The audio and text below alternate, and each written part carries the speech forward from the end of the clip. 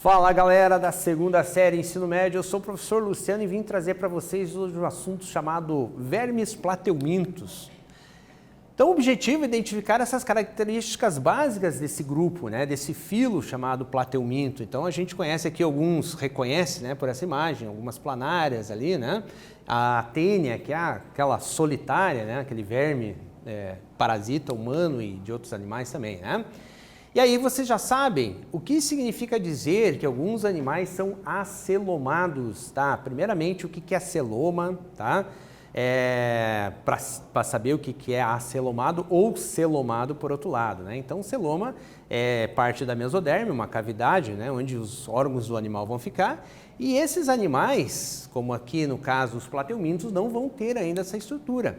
Então, os animais que não possuem a cavidade, que serão alojados os órgãos internos do animal, são chamados de acelomados. Muito bem. Um exemplo de acelomados são os animais de corpo achatado, que têm como representante as planárias, os esquistossomos, a tênia, tá? Portanto, pelo fato de ele não ter essa cavidade, também o corpo dele é achatado, O verme mais simples ali. Você saberia dizer que animal é esse? Bem tranquilo, tá? A gente falou um pouquinho antes de eu iniciar ali, eu já tinha falado para vocês qual que seria. Esse animal é uma planária marinha, bem bonito por sinal. Ao contrário do que se pode pensar, os animais conhecidos popularmente como vermes não são todos parasitas, É uma tendência nossa a associar a questão de chamar de verme com verminoses, mas nem todo verme é parasita. Então, um exemplo é esse plateuminto chamado planário. A nível, assim, de cladograma, para a gente entender a nível evolutivo esse animal, Então, nós temos aqui um ancestral comum a todos os animais, tá? No número 1, a gente está caracterizando ali os animais que já adquiriram tecidos verdadeiros, tá? Que são os eumetazoa, depois os animais triblásticos, simetria bilateral, e depois os pseudocelomados. Quando a gente for falar de plateumintos, aqui já passou poríferos, mais simples, não tem tecidos verdadeiros. Os quinidários já passam a ter tecidos verdadeiros, porém são diblásticos, e os plateumintos aqui já são triblásticos e, além de tudo, possuem simetria bilateral. Ou seja, olhando o animal em corte longitudinal, nós percebemos que ele tem duas metades exatamente iguais ali, tá? Só que, por outro lado, eles ainda são... eles já são acelomados ainda. Aqui no número 3, após eles vão ali os nemateumintos, os nematóides, que já vão ser pseudocelomados. Eles em si são acelomados, tá? Então, com relação à morfologia desse animal, simetria bilateral, são acelomados e também são triblásticos, Já possuem 3 folhetos embriológicos ali. Isso permite uma locomoção mais eficiente devido à presença da mesoderme muscular. Então, eles já passam a ter esse terceiro folheto embrionário ali. São protostômios, então na formação do embrião, a primeira cavidade, o primeiro orifício a se formar é a boca desse animal, Possuem vida livre, alguns deles, como por exemplo a planária, tá? Possuem respiração aeróbia, respiram diretamente o oxigênio.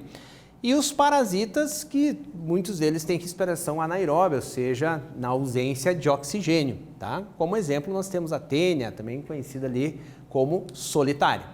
Então vamos a uma primeira atividade ali. Os plateumintos são animais invertebrados com o corpo achatado. Na história evolutiva, são os primeiros animais a apresentarem quais estruturas? Então lembre daquele cladograma que eu mostrei para vocês no início, para tentar responder esse aqui. Então já volto aí.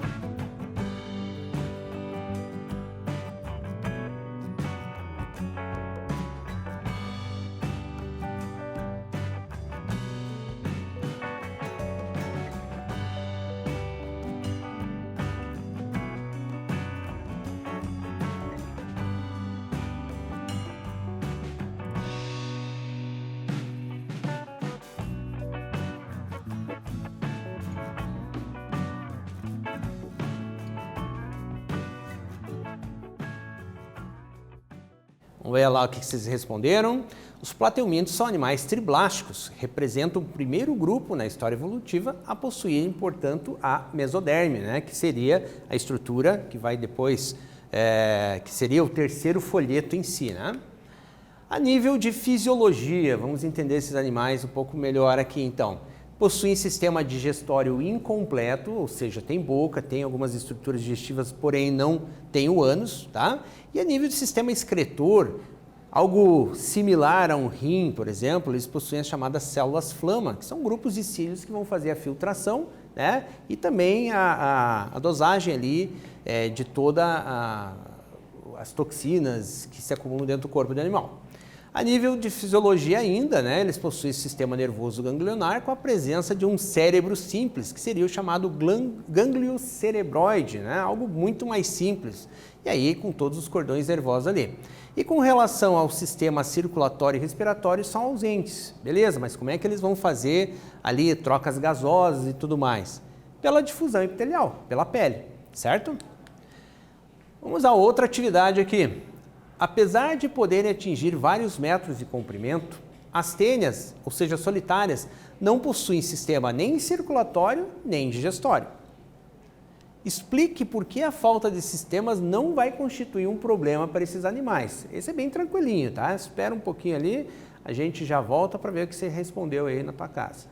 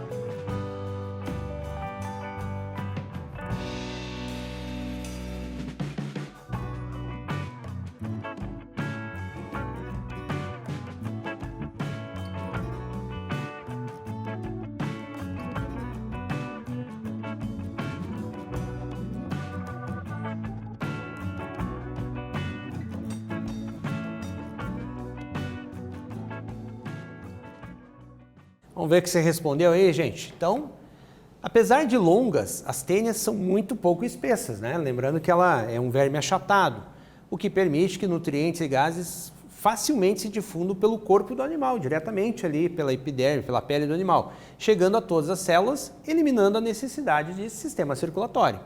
Já a ausência de tubo digestório é compensada pelo fato desses animais estarem adaptados à absorção do alimento já digerido pelo hospedeiro. Então, eles só ficam ali ingerindo aquilo que o hospedeiro, ou seja, vamos pensar ali no ser humano, né, com essa tênia, o que ele digere acaba ficando para ela. Ela é um parasita. Em termos de reprodução por fragmentação, então aqui o exemplo da planária, esse exemplo é bem clássico, né? Você cortando a planária no sentido transversal, vamos supor que você corte 3 planárias, uma planária em 3, você vai ter como resultado 3 planárias por fragmentação. Tá? Ela regenera as partes ali.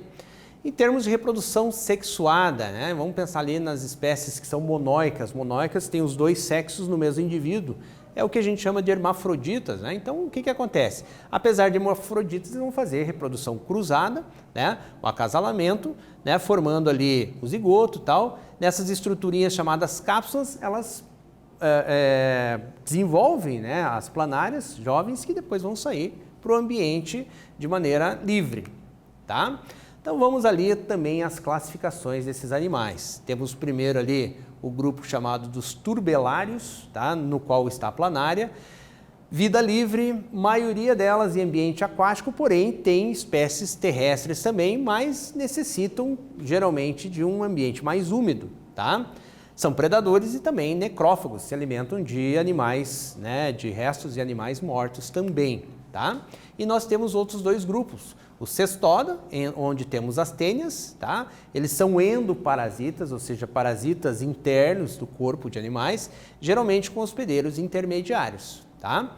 E os trematodas são parasitas com hospedeiro também intermediário. Exemplo, né, do primeiro exemplo do cestoda, as tênias, do segundo exemplo dos trematodas, os esquistossomos. Ali tem a espécie Esquistossoma mansoni, causadora ali da barriga d'água. Terceira atividade. Existem animais que não possuem órgão ou sistema especializado em trocas gasosas, como é o caso ali das planárias. Explique como ocorre esse processo nesse grupo. Dou um tempinho para vocês e a gente já volta para ver o que você vai responder aí.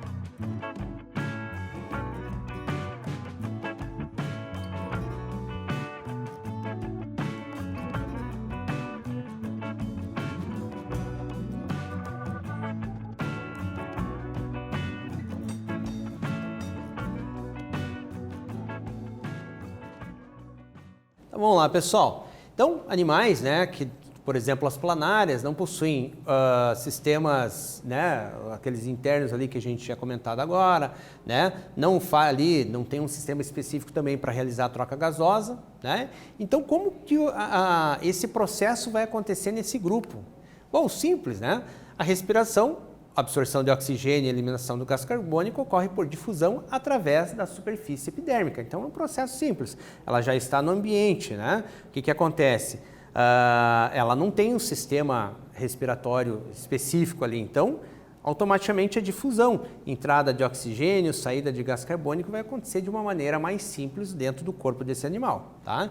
E essas planárias ali, como a gente vê, é um tipo de verme, né? Como, né, para quebrar aquela ideia de que todos os vermes são parasitas, todos os vermes causam doenças, as planárias são tipos de animais de um grupo de vermes que não tem a questão de ter uma vida parasitária, e sim vida livre.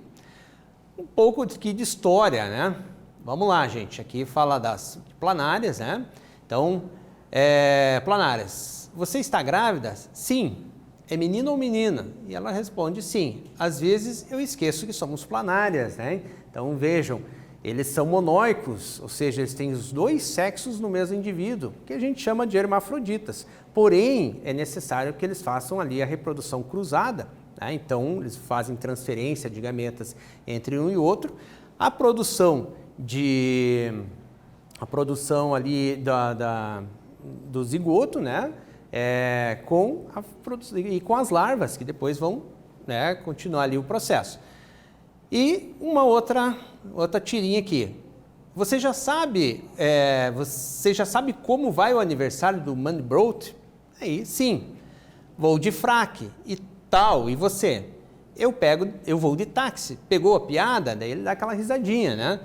Daí ele fala, eu peguei. Você que não pegou a minha piada. Então lembra que esse animal já está dentro do corpo da pessoa. Vai no aniversário dele, não, ela já está dentro do corpo da pessoa, né? Então o que nós temos aqui?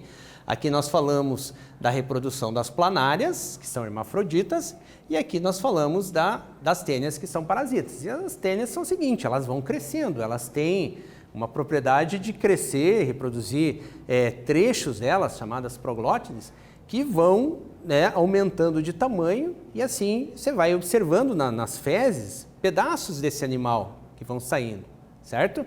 Mas esse animal está tão bem preso, né, no sistema digestivo ali do hospedeiro, que a parte ali inicial dela acaba não soltando, então ela vai soltando pequenos pedaços disso daqui. Então as medicações, logicamente, para esse tipo de verminose, ela está mais relacionada ali, no caso, a derrubar o animal que está preso ali no sistema digestório no caso ali, do hospedeiro, né? Então, gente, nessa aula o que nós vimos? Falamos sobre as principais características dos plateumintos. Lembrando, animais, vermes, né, de corpo achatado, não possui celoma, tá? Porém, eles já possuem um terceiro folheto embrionário, que é endoderme, que dá origem a esse celoma, que é uma cavidade, que seria uma cavidade que nos outros grupos de animais, depois já os nematódios, que serão o grupo após esses ali na escala evolutiva, né, naquele cladograma apresentado, que fazem esse papel, tá? Com relação à fisiologia, são animais, assim, principalmente parasitas, eles conseguem obter tanto ali do ambiente, através da troca direta por difusão do oxigênio, né? Elimina gás carbônico, na alimentação principalmente ali das espécies parasitas, como por exemplo a tênia, né? Como é que ela faz esse tipo de trabalho? Justamente utilizando aquilo que já foi digerido pelo seu hospedeiro. Logicamente, a pessoa vai se alimentar, vai ter um comportamento ali mais compulsivo por fome, tá? Porém, ele vai comer e vai estar sempre querendo mais, sempre aparentemente desnutrido. Por quê? Porque existe um animal, né, que está dentro dele utilizando esse nutriente, já todo ele metabolizado, então fica bem fácil para ele, né? E aí, a nível de classificação, né, nós temos ali os grupos, como por exemplo, como nós vimos aqui, nós temos ali os turbelários, como exemplo a planária, tá? É de vida livre, tá? Nós temos os cestodas, que seriam as tênias, que seriam animais vermes, né? De grande porte ali, que estão dentro do corpo. E também temos ali os trematodas causadores ali no caso da esquistossomose, né? Todos esses aqui são animais que seriam representantes desse grupo aí dos plateumintos, ok? Muitas dúvidas podem ficar, claro, existem classificações novas que podem aparecer, dúvidas com relação ao comportamento e ciclo de vida desses animais, características e tudo mais, mas nada que você não possa vir e rever essa aula quantas vezes você quiser, perguntar ao seu professor, consultar no livro didático e tudo mais. E espero que vocês tenham gostado e até uma próxima.